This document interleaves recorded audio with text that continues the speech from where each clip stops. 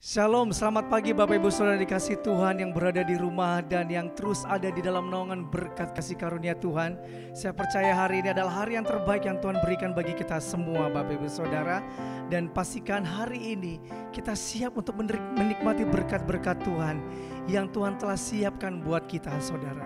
Oleh karena itu mari kita siapkan hati kita saudara, kita memasuki hadirat Tuhan. Dan biar hati kita terbuka pada saat hadirat Tuhan turun dan firman Tuhan dinyatakan saudara. Kita terima berkat Tuhan dan biar kita alami pemulihan bahkan kesembuhan yang Tuhan janjikan bagi kita semua. Puji nama Tuhan. Mari siapkan hati kita saudara. Tuhan terima kasih. Kami bersyukur kami boleh ada ya Tuhan sebagaimana kami ada hari ini. Bawa kami ya Tuhan Yesus untuk lebih mengenal-Mu lagi ya Tuhan dalam hadirat-Mu ya Tuhan. Kami mengalami pemulihan, kami mengalami kekuatan yang baru di dalam-Mu. Terima kasih Tuhan Yesus. Kami mau terus bersyukur kepadamu ya Tuhan. Terima kasih Tuhan. Ku naikkan syukur padamu Yesus. Ku sembah sujud kepadamu Tuhan. Di hadapan tata kemuliaan-Mu ku tinggikan, ku agungkan selamanya. Kami naikkan syukur. Terima kasih Tuhan Yesus. Ku naikkan syukur padamu Yesus. Ku sembah sujud kepadamu Tuhan. Di hadapan tata kemuliaan-Mu ku tinggikan, ku agungkan selamanya. Segala puji, segala puji, syukur bagimu. Ku tinggikan nama-Mu selalu. Kemuliaan hanya bagi-Mu. Terpujilah nama-Mu segala puji, syukur bagi-Mu. Ku tinggikan nama-Mu selalu. Kemuliaan hanya bagi-Mu. Terpujilah nama-Mu. Terima kasih Tuhan. Ku naikkan syukur padamu Yesus. Ku sembah sujud kepadamu Tuhan. Di hadapan tata kemuliaan-Mu ku tinggikan, ku agungkan selamanya. Segala puji, syukur bagi-Mu. Ku tinggikan nama-Mu selalu. Kemuliaan hanya bagi-Mu. Terpujilah nama-Mu. Segala puji, syukur bagi-Mu. Ku tinggikan nama-Mu selalu. Kemuliaan hanya bagi-Mu. Terpujilah nama-Mu. Oh, segala puji,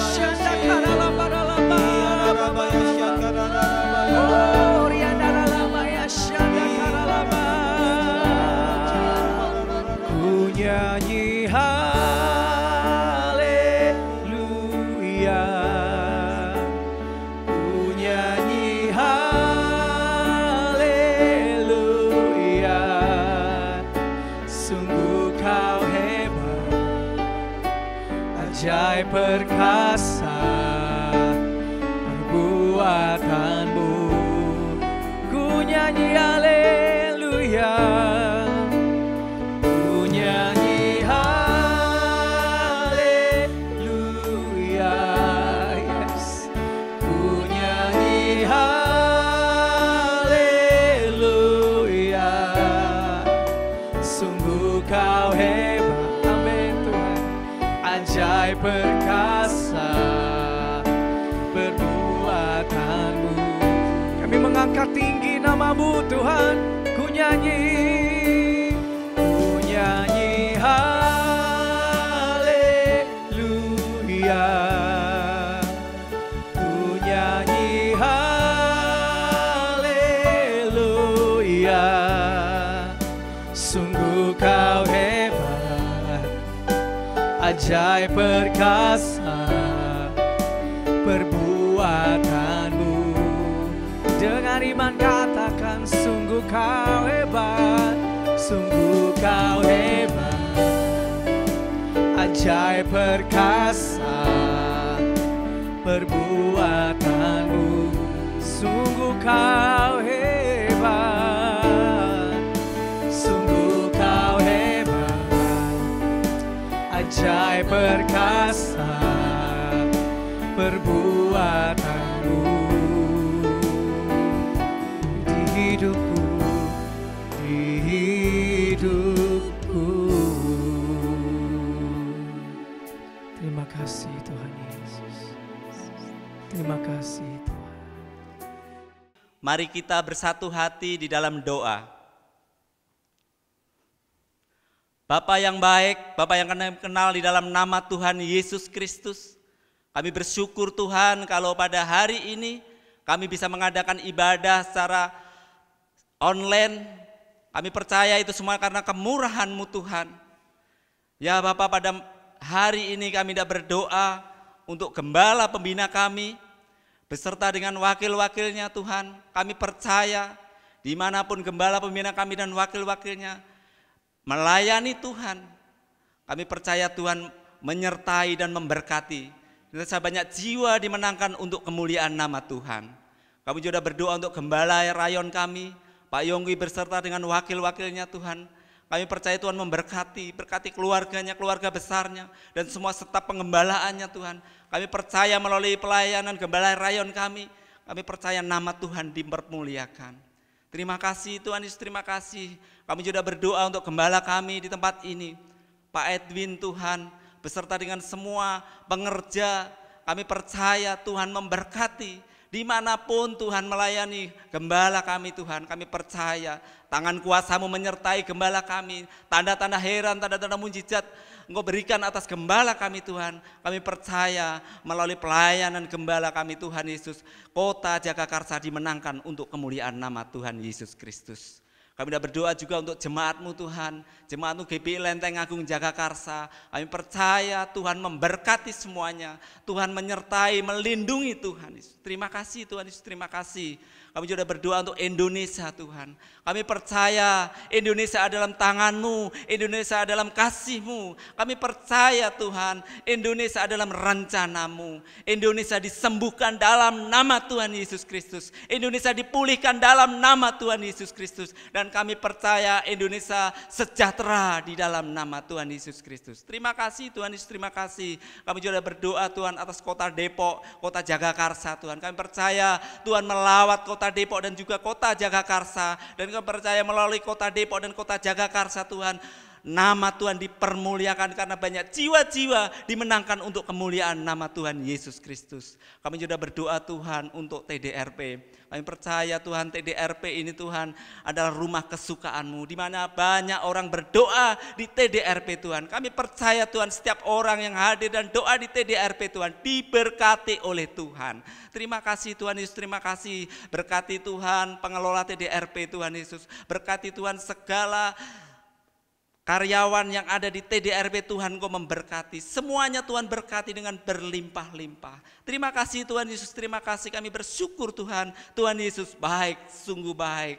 Terima kasih Tuhan Yesus. Kalau sebentar Tuhan kami tidak mulai ibadah pada hari ini, kami percaya ibadah kami dari permulaan, pertengahan hingga akhirnya ada dalam penyertaan Tuhan yang sempurna. Terima kasih Tuhan Yesus, terima kasih, segala puji syukur kemuliaan hanya bagi nama Tuhan. Di dalam nama Tuhan Yesus Kristus, mari kita semua yang percaya sama-sama katakan amin. Amin. Mari siapa nanti kita bersorak-sorai demi nama Tuhan yang ajaib. Ya Yesus, kebaikannya selalu berlimpah atas kita, saudara. Katakan amin. Yes. Terima kasih Tuhan. Buat kebaikan-Mu yang selalu baru bagi kami. Katakan, tiada berkesudahan kasih setia-Mu Tuhan, selalu baru rahmat-Mu bagiku. Amin. Ayo katakan dengan iman, saudara. Hari berganti hari, tetap kulihat kasih-Mu, tak pernah berakhir di hidupku. Yes, Tuhan Yesus baik. Amin. Sungguh amat baik. Yes, untuk selama-lamanya Tuhan Yesus baik. Amin. Tuhan Yesus baik. Sungguh amat baik. Amin. Untuk selama-lamanya Tuhan Yesus baik. Mari bertepuk tangan saudara ya. Amin. Tiada berkesudahan kasih setia-Mu Tuhan, selalu baru rahmat-Mu bagiku. Katakan dengan iman yuk. Hari berganti hari, tetap kulihat kasih-Mu, tak pernah berakhir di hidupku. Ayo, Tuhan Yesus baik. Sungguh amat baik. Amin. Untuk selama-lamanya Tuhan Yesus baik. Yes, haleluya. Tuhan Yesus baik. Sungguh amat baik. Yes. Untuk selama-lamanya Tuhan Yesus baik. Oh, Tuhan Yesus baik.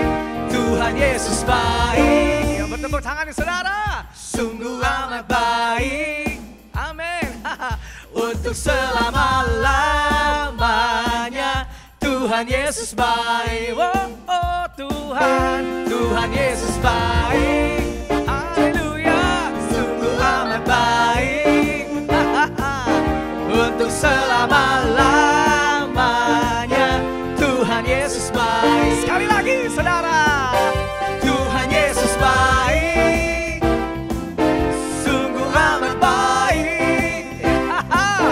Untuk selama-lamanya Tuhan Yesus baik. Tuhan Yesus baik. Tuhan Yesus baik. Amin. Sungguh amat baik. Haleluya. Untuk selama-lamanya Tuhan Yesus baik. Dari selamanya, dari selamanya sampai selamanya, sampai selamanya, untuk selama-lamanya, untuk selama-lamanya. Katakan, Tuhan Yesus baik. Haleluya. Berikan tepuk tangan buat Tuhan Yesus, jemaat Tuhan di rumah. Haleluya.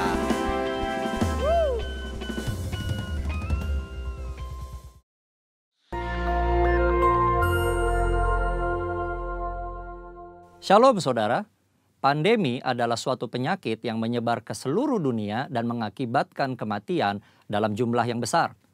Dunia pernah menghadapi beberapa pandemi dan hari-hari ini kita sedang menghadapi pandemi COVID-19.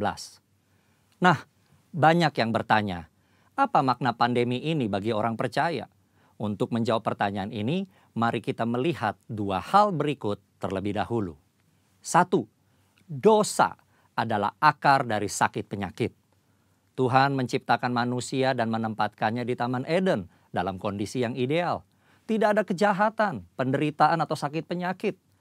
Namun kondisi yang ideal tersebut menjadi rusak ketika manusia menggunakan kehendak yang dimilikinya dengan cara yang keliru. Iblis memberikan pendapat yang salah dengan cara yang menarik, sehingga akhirnya Hawa mengambil buah pengetahuan baik dan jahat, memakannya, demikian juga diikuti oleh Adam. Akibatnya, dosa masuk ke dalam kehidupan manusia dan menurunkan kutuk, sakit penyakit, kekacauan, dan kematian kekal. 2. Anak-anak Tuhan tinggal di dalam dunia yang berdosa. Kita perlu mengetahui bahwa kita sebagai orang percaya tinggal di dalam dunia yang sudah jatuh dalam dosa. Oleh karenanya, anak-anak Tuhan sangat rentan terhadap akibat-akibat dosa. Namun buat anak-anaknya, Tuhan memberikan perlindungan yang luar biasa. Ada pagar yang mengelilingi anak-anak Tuhan yang tidak dapat ditembus oleh si jahat.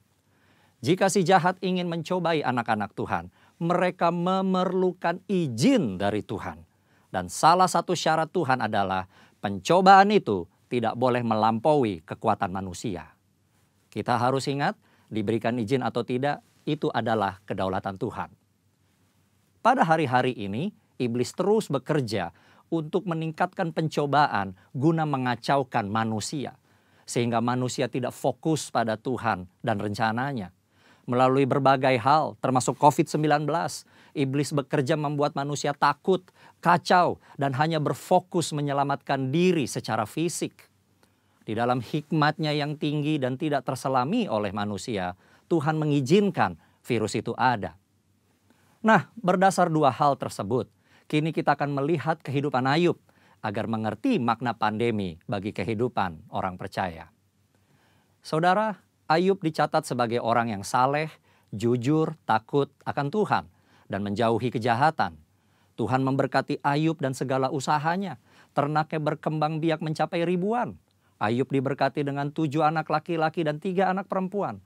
Semua berjalan dengan baik sampai suatu hari Ayub mengalami hal yang tidak menyenangkan. Semua anaknya mati, ternaknya habis, dan tubuhnya menderita penyakit bara. Ayub begitu menderita kesakitan sampai-sampai mengutuki hari kelahirannya. Ayub tidak tahu apa yang terjadi di hadapan Tuhan. Ayub 2 ayat 1 mencatat, pada suatu hari datanglah anak-anak Allah menghadap Tuhan, dan di antara mereka datang juga iblis untuk menghadap Tuhan. Iblis datang menghadap Tuhan dan meminta untuk mencobai Ayub. Tuhan mengizinkan hal itu karena Tuhan tahu bahwa Ayub dapat mengatasinya. Tuhan mengizinkan pencobaan ini adalah untuk menguji motivasi, memurnikan, dan menghasilkan pertobatan. Pada akhirnya tujuan Tuhan tercapai ketika Ayub berkata, hanya dari orang saja aku mendengar tentang engkau, tetapi sekarang mataku sendiri memandang engkau. Oleh sebab itu, aku mencabut perkataanku dan dengan menyesal aku duduk dalam debu dan abu. Ayub bertobat dan masuk dalam suatu dimensi rohani yang baru dalam hidupnya. Saudara, dari mempelajari apa yang dihadapi Ayub, maka ada 3 hal yang Tuhan kehendaki dari penyakit atau pandemi yang menimpa kita orang percaya. Yaitu, 1. Tuhan menghendaki kita orang percaya memiliki motivasi yang benar dalam mengiring dan melayani Tuhan. 2. Tuhan menghendaki kita orang percaya menjadi orang-orang yang murni. Jika diibaratkan emas, Tuhan tidak menghendaki emas 23 karat. Tuhan mau emas 24 karat. 3. Tuhan menghendaki kita bertobat, berbalik dari jalan-jalan yang jahat, dan bergantung hanya kepada Tuhan. Kesimpulannya, Tuhan yang kita sembah dan layani adalah penguasa yang maha tinggi. Tuhan yang berkuasa atas segala sesuatu. Tuhan memiliki banyak cara untuk membawa umatnya hidup dalam persekutuan yang indah. Pencobaan yang diizinkan oleh Tuhan ada dalam pertimbangan hikmat Tuhan yang sungguh alangkah dalamnya. Tuhan pasti akan memberikan jalan keluar dari pencobaan tersebut. Dan pada akhirnya kita semua masuk ke dalam dimensi yang baru. Tuhan Yesus memberkati. Amin.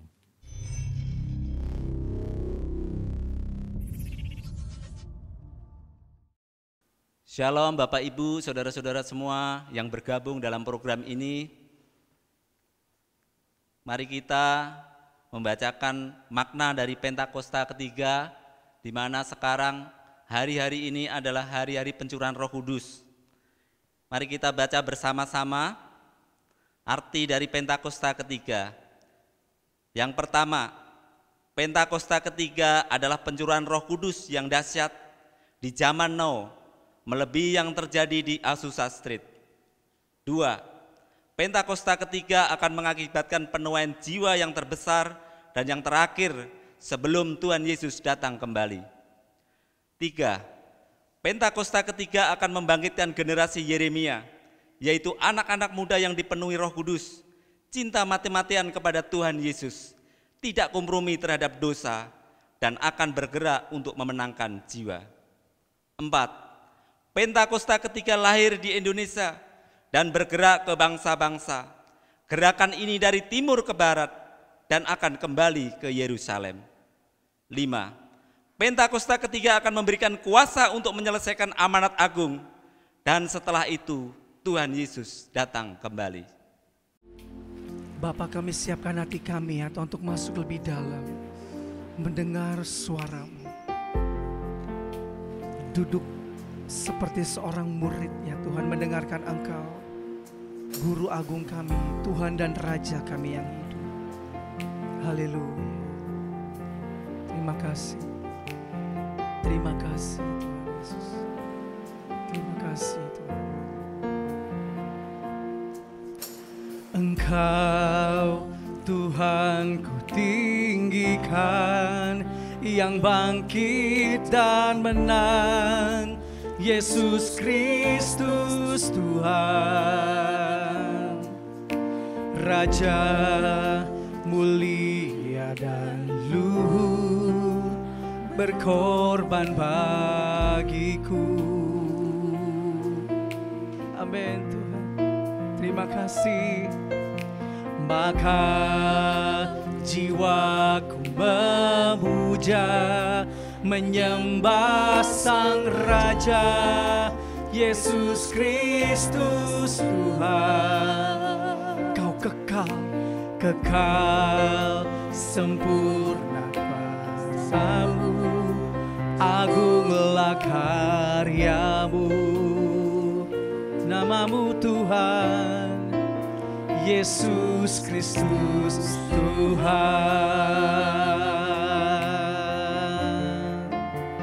Engkau Tuhan, Engkau Tuhan ku tinggikan, yang bangkit dan menang, Yesus Kristus Tuhan,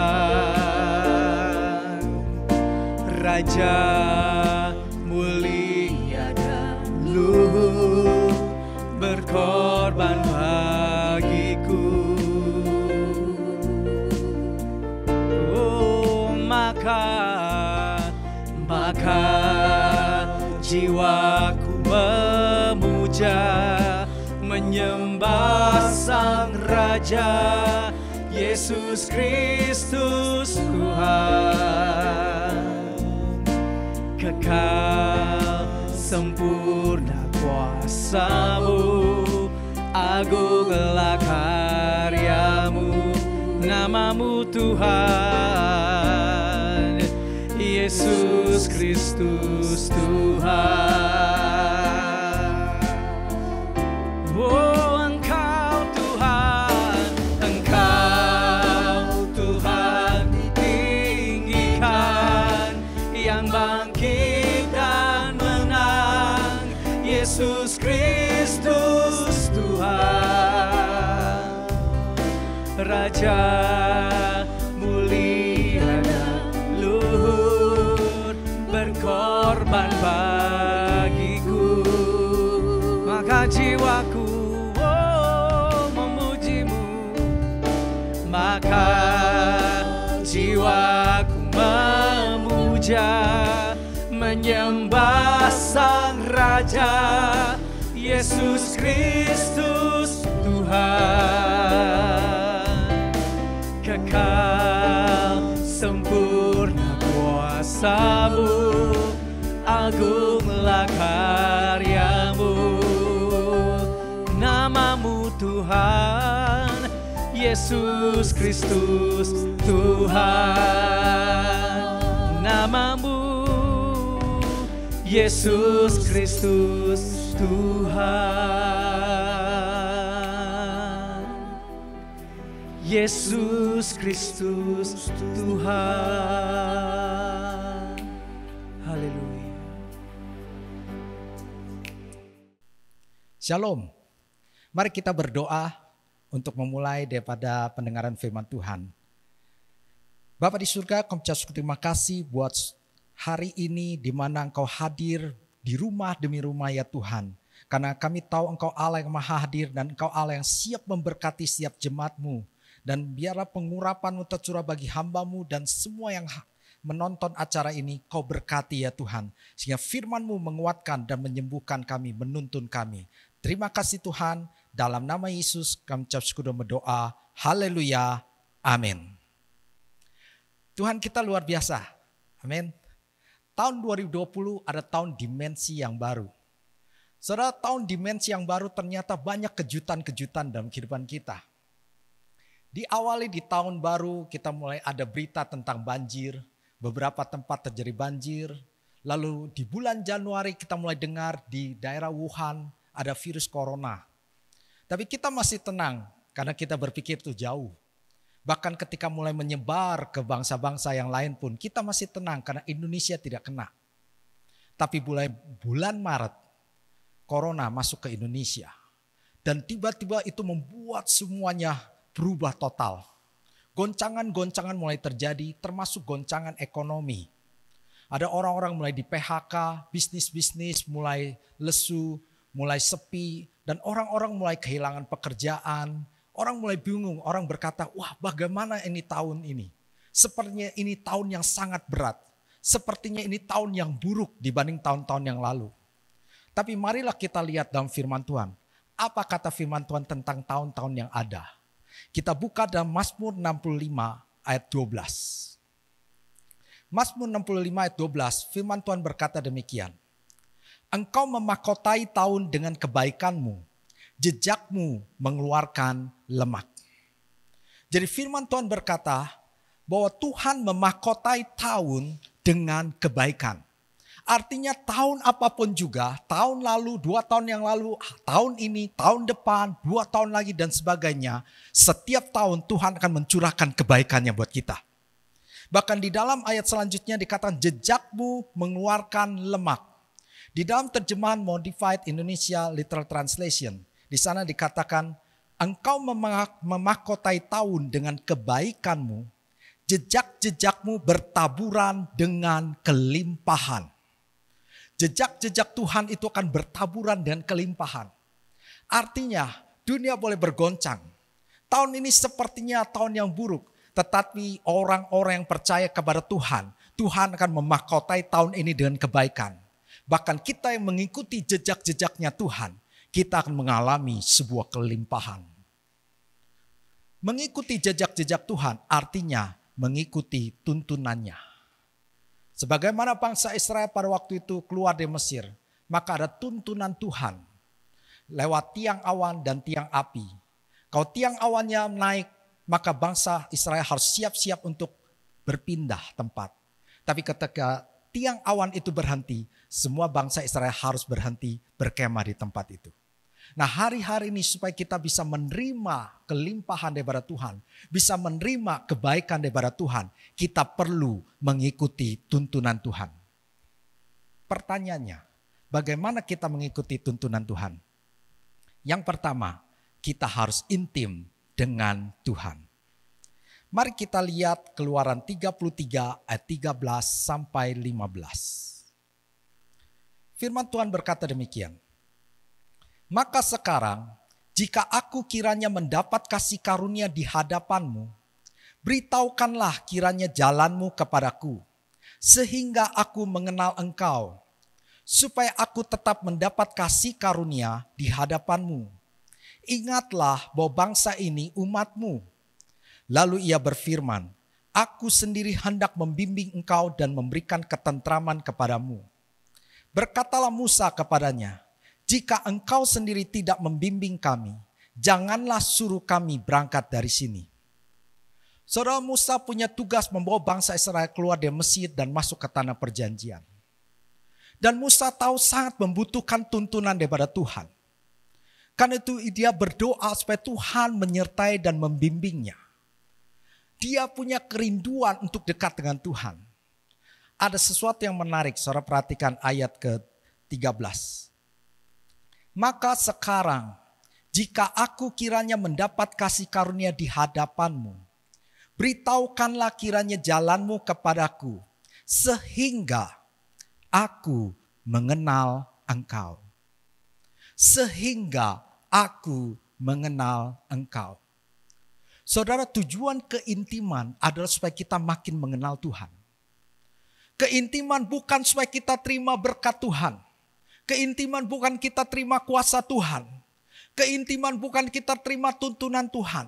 Tapi keintiman adalah supaya kita mengenal daripada Bapa kita di surga. Mengenal pribadi Yesus. Kita ingin dekat dengan pribadinya. Dan Musa tahu rahasianya ini. Dia butuh bimbingan Tuhan supaya dia makin mengenal dia. Saudara, saya mau mengajak saudara semua supaya kita intim dengan Tuhan. Bukan supaya terima berkatnya. Bukan supaya, oh Tuhan supaya aku bebas dari masalah ini. Oh Tuhan supaya aku dapat tuntunan daripadamu. Tapi yang harus kita lakukan adalah keintiman untuk mengenal dia lebih lagi. Itulah penyembahan yang dalam. Itulah kerinduan yang dalam kepada pribadinya Tuhan. Kalau kita kenal dengan dia, kita akan mengenali jalan-jalannya. Kalau kita kenal dia, kita tahu ada kuasa yang menyertai kita. Sebagaimana seseorang, kalau kita makin mengenal, maka kita akan mengerti kehendaknya, mengenal kemauannya. Contohnya suami istri. Mungkin pada waktu mulai menikah mereka tidak terlalu saling mengenal satu sama yang lain. Tapi ketika mulai berjalan bersama-sama 1 tahun, 2 tahun, 10 tahun, 20 tahun, mereka saling mengenal satu sama yang lain. Akhirnya suami bisa tahu keinginan istrinya, makanan kesukaannya, hobinya, kesenangannya, warna yang disukai dan sebagainya. Sebaliknya, istrinya juga bisa mengenal suaminya lebih dekat lagi. Oh, suami saya senang dengan makanan ini, senang dengan pakaian model ini dan sebagainya. Makin mengenal, kita makin mengerti kehendaknya. Untuk dapat tuntunan Tuhan, untuk mengikuti tuntunannya, kita harus intim dengan Tuhan, yaitu makin mengenal Dia. Jadi keintiman bukan untuk mencari berkatnya, keintiman untuk mengenal pribadinya. Maka di dalam Matius 6 ayat 31 sampai 33 dikatakan demikian.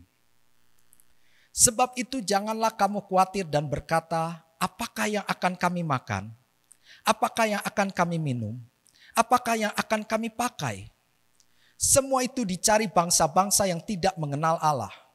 Akan tetapi Bapamu yang di sorga tahu bahwa kamu memerlukan semuanya itu. Tetapi carilah dahulu kerajaan Allah dan kebenarannya, maka semuanya itu akan ditambahkan kepadamu. Saudara, di ayat ke-25 dari Matius 6 berbicara tentang janganlah kamu khawatir. Apa yang hendak kamu makan, engkau minum, engkau pakai. Saudara, di tengah-tengah goncangan ini, janganlah khawatir tentang apa yang akan kita makan, apa yang kita minum, atau yang kita pakai. Karena Tuhan akan menuntun kita. Karena Tuhan akan memberikan kebaikannya bagi kita. Tuntunannya membawa kita dalam kelimpahan.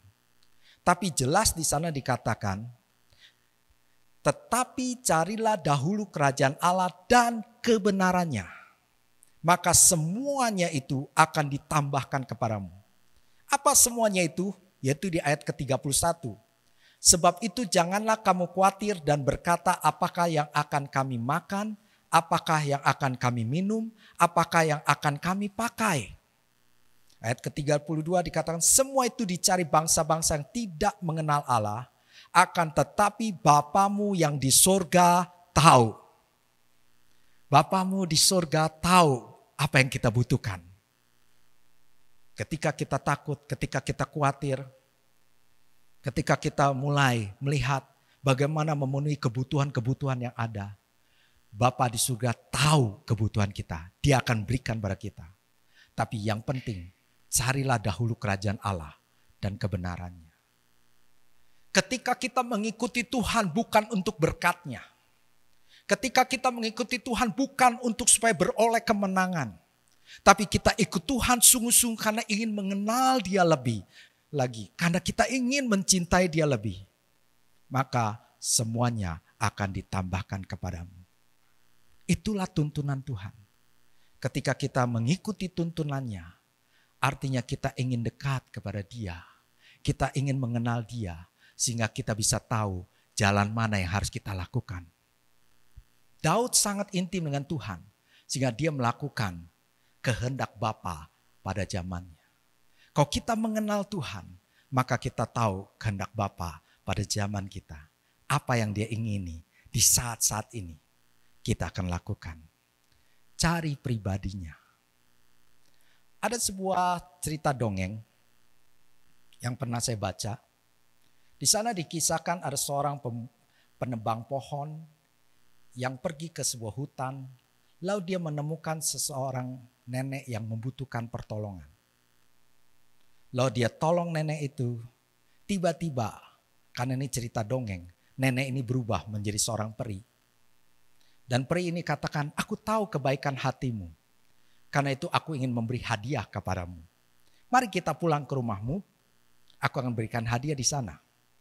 Lalu si penebang pohon ini mengajak si peri ini ke rumahnya. Ketika duduk, disediakan makan, lalu peri ini mengeluarkan tongkatnya. Lalu perinya ini mulai menyentuh tongkatnya kepada gelas milik daripada penebang pohon. Seketika itu juga menjadi gelas emas. Lalu peri ini katakan, ini sebagai ucapan terima kasih. Kuberikan gelas emas ini untukmu. Lalu penebang pohon ini menggelengkan kepalanya.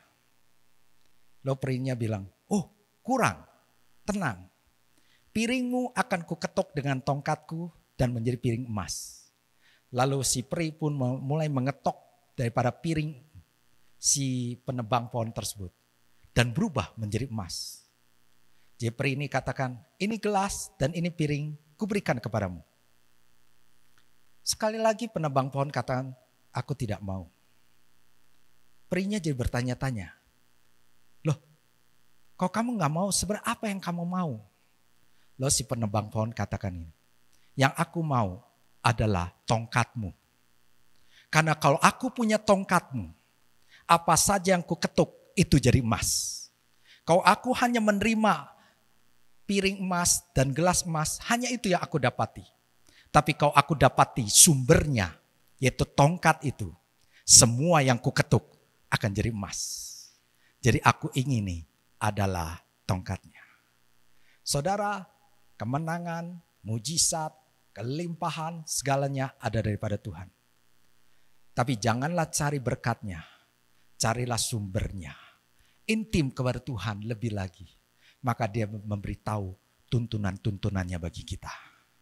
Maka kita akan mengalami tahun ini, tahun yang penuh kebaikan daripada Tuhan. Dan kita akan menerima berkat yang berkelimpahan. Yang kedua, apa artinya mengikuti tuntunan Tuhan? Kalau yang pertama ada keintiman dengan Tuhan, maka yang kedua, siap dengan proses. Mazmur 23 ayat 4. Firman Tuhan berkata demikian.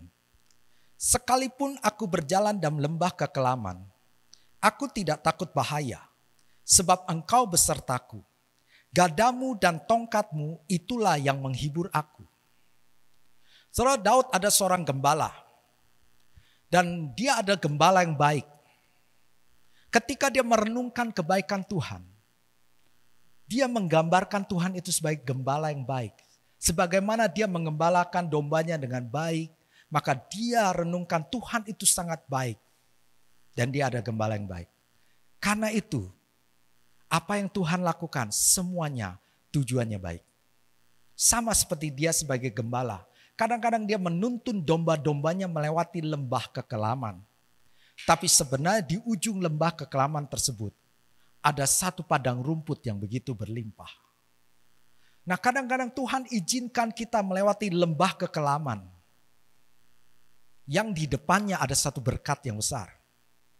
Tapi kita harus melewati yang namanya proses.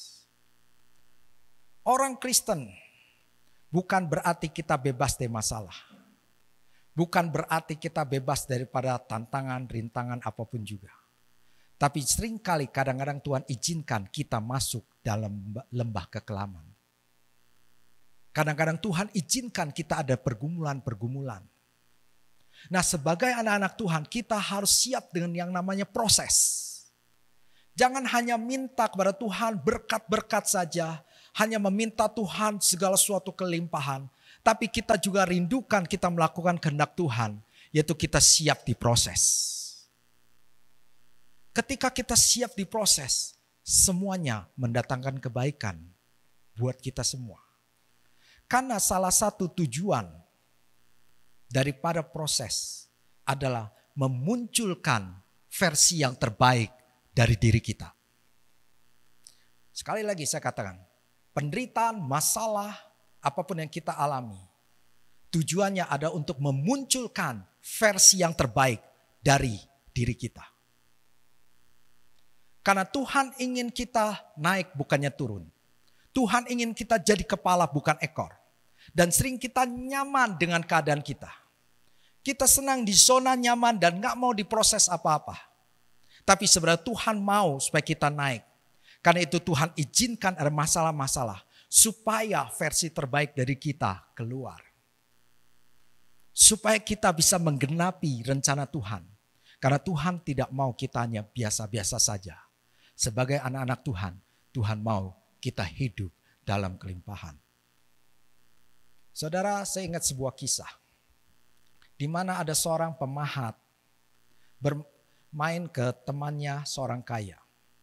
Ketika dia ngobrol-ngobrol, lalu dia lihat di halaman, daripada halaman belakang rumahnya, ada seonggok kayu yang besar. Dan si pemahatnya katakan, itu kayu buat apa? Oh, itu sampah, kata orang kaya. Itu gak ada gunanya, justru saya mau buang. Lalu si pemahat ini katakan, daripada engkau buang, bolehkah aku minta? Lalu si orang kaya katakan ini, kau mau sampah? Ya sudah, kalau engkau mau, ambillah. Aku gak tertarik dengan sampah ini. Lalu si pemahat mulai membawa pulang seonggok kayu yang besar itu. Dia bawa pulang ke rumah, lalu dia mulai memahat. Ketika dia mulai memahat, dan akhirnya jadi sebuah patung burung Raja Wali. Yang begitu indah. Lalu dia taruh di ruang tamunya. Satu kali si orang kaya bergantian main ke rumah si pemahat. Lalu mulai ngobrol-ngobrol dan orang kaya ini mulai lihat ada patung Raja Wali, burung Raja Wali. Dan orang kaya ini bilang, ini patung begitu luar biasa. Begitu indah. Ini saya mau beli, berapapun harganya saya beli.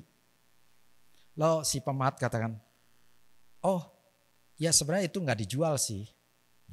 Enggak, saya mesti beli. Lalu dia mengeluarkan uangnya yang sangat besar. Dia katakan, ini nilainya sangat luar biasa. Saya harus beli burung Raja Wali ini. Lalu akhirnya dibayar. Lalu si orang kaya ini membawa pulang patung burung Raja Wali. Lalu ketika pulang, si pemahatnya ini katakan, beberapa waktu yang lalu, engkau mengatakan kayu itu adalah sampah. Tapi sekarang engkau melihat kayu itu, engkau bilang bernilai tinggi. Saudara, apa yang membedakannya? Karena pada waktu itu belum diproses. Hanya seonggok kayu yang tidak ada gunanya. Tapi ketika mulai dipahat menjadi burung Raja Wali, baru memiliki nilai. Saudara, Allah ada pemahat agung kita. Kita saat ini mungkin seperti seonggok kayu yang tidak ada gunanya. Izinkan dia memproses hidup kita. Izinkan dia memahat hidup kita. Supaya versi terbaik dalam diri kita keluar. Supaya ketika kita mulai mau diproses, kita akan naik bukannya turun. Bukankah tahun dimensi yang baru? Salah satu ayatnya yang diingatkan kita adalah kamu akan jadi kepala bukan ekor. Kamu akan naik bukannya turun. Proses inilah yang akan membawa kita ke dimensi yang lebih baik lagi. Ke level yang lebih baik lagi. Sehingga kita bisa jadi kepala bukan ekor. Siap diproses artinya siap berubah. Selama kita hidup di dunia ini, kita harus senantiasa siap berubah. Bahkan sebentar lagi kita memasuki yang new normal. Ada banyak hal yang harus kita rubah. Mungkin sekarang ini kita sudah mulai berubah. Cara kita bekerja, cara kita menjaga kesehatan, cara kita melakukan segala sesuatu. Ada banyak perubahan-perubahan terjadi.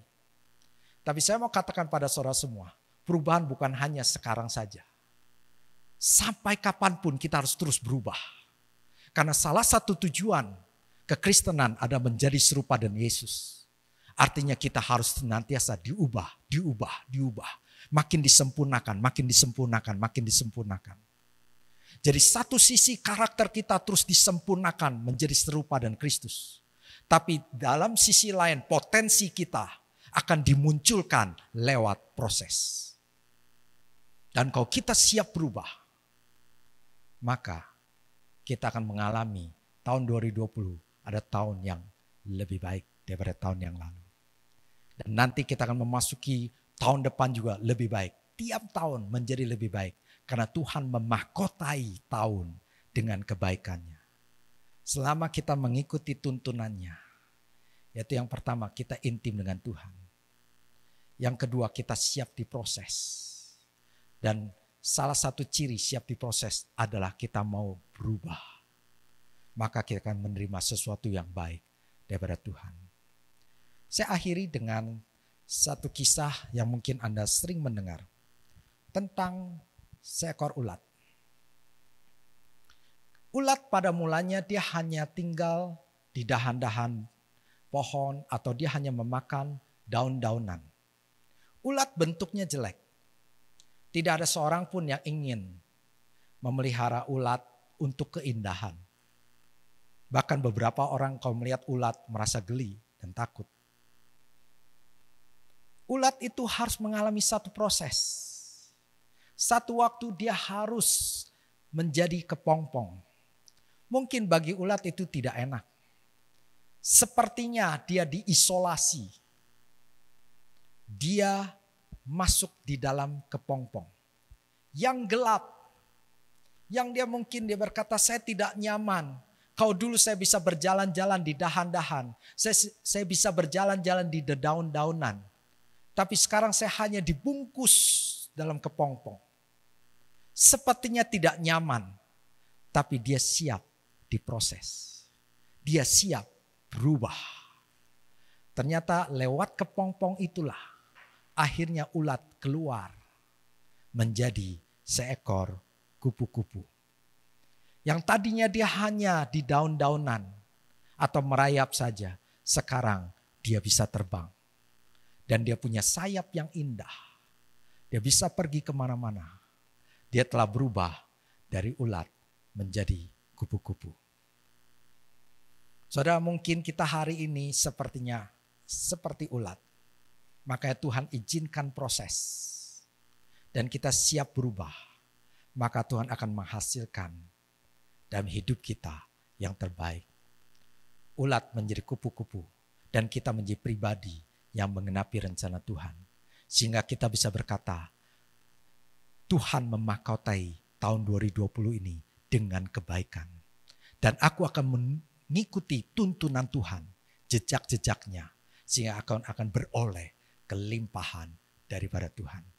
Saya berdoa untuk jemaat GB Jagakarsa. Semuanya dimahkotai dengan tahun yang baik dari Tuhan. Semuanya mengalami berkat yang berkelimpahan. Karena jemaat GB Jagakarsa mengikuti tuntunan Tuhan. Tuhan memberkati, mari kita berdoa.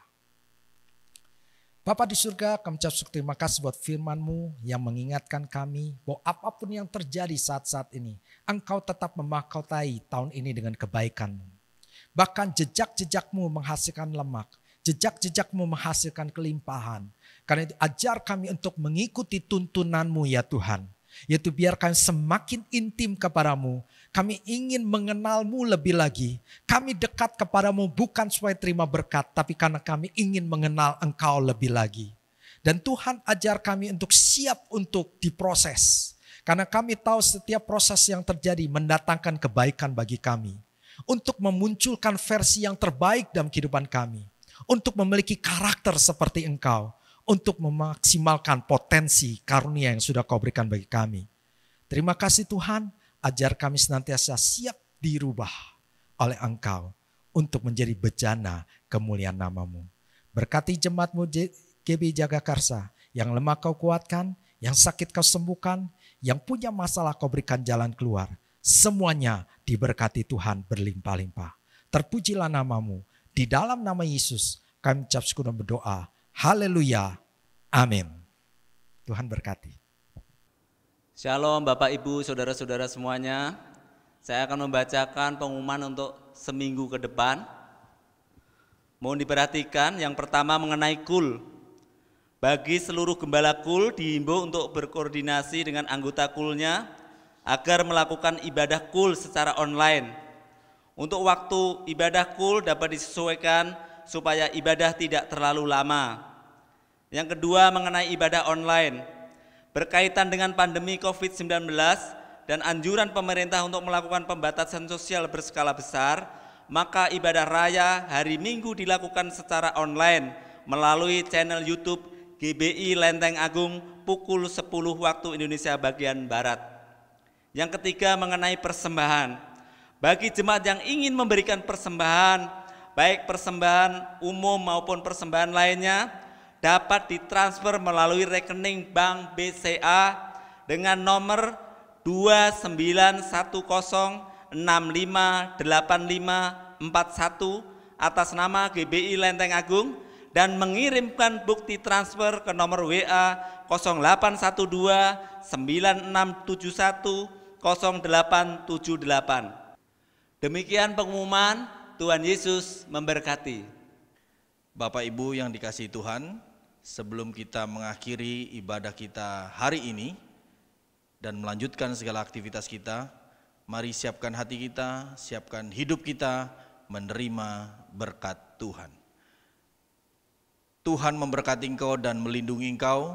Tuhan menyinari engkau dengan wajahnya dan memberi engkau kasih karunia. Tuhan menghadapkan wajahnya kepadamu dan memberi engkau damai sejahtera. Terimalah berkat Allah yang berlimpah-limpah dari Allah Bapa, dalam Anak-Nya yang tunggal Yesus Kristus Tuhan kita, dalam persekutuan Roh Kudus, menyertai kita semua mulai hari ini, bahkan sampai selama-lamanya. Yang percaya sudah diberkati Tuhan, kita katakan sama-sama, amin.